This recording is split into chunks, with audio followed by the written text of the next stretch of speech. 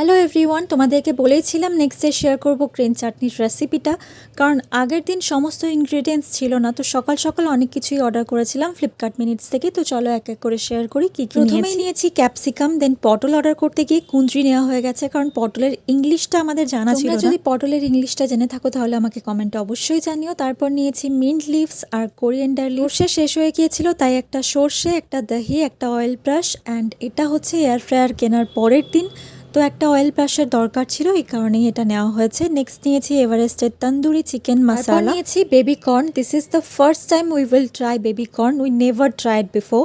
And then chilli flakes, dry yeast, and এখানে foil paper order করতে চলে এসেছে। তো ঠিক আছে, এটা আমরা অন্য কিছুতে ইউজ করে নেব। দেন তারপরে নিয়েছি আমুলের একটা চিজ, অ্যান্ড দ্যাটস ইট।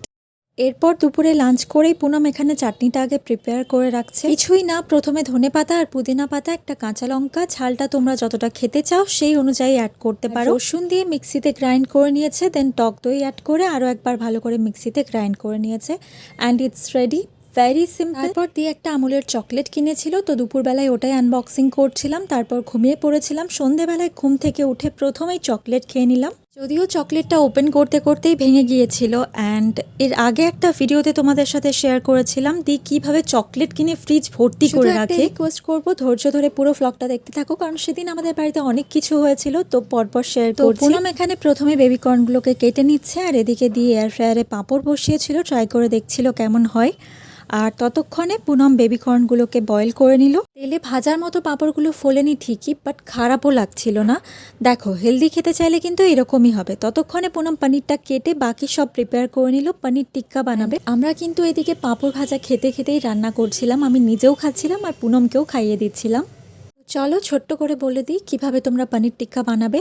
টক দই, অল্প একটু তেল, সমস্ত মশলা দিয়ে দিলাম, পরিমাণ মতো নুন, শাহি গরম মশলা, একটু চানা সত্তু, সামান্য আদা দিয়ে ভালো করে মিক্স করে পনিরগুলো দিয়ে দিলাম।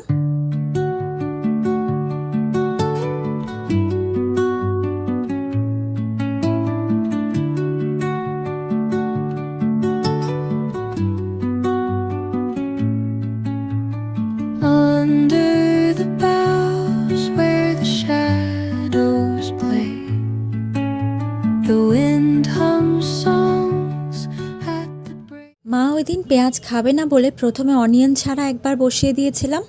বাই দ্য ওয়ে, এটার একটা সেকেন্ড পার্টও হয়েছে। তো নেক্সট পার্টে ক্রিসপি চিলি বেবি কর্নের পুরো রেসিপিটা শেয়ার করব। তো stay tune for the next part.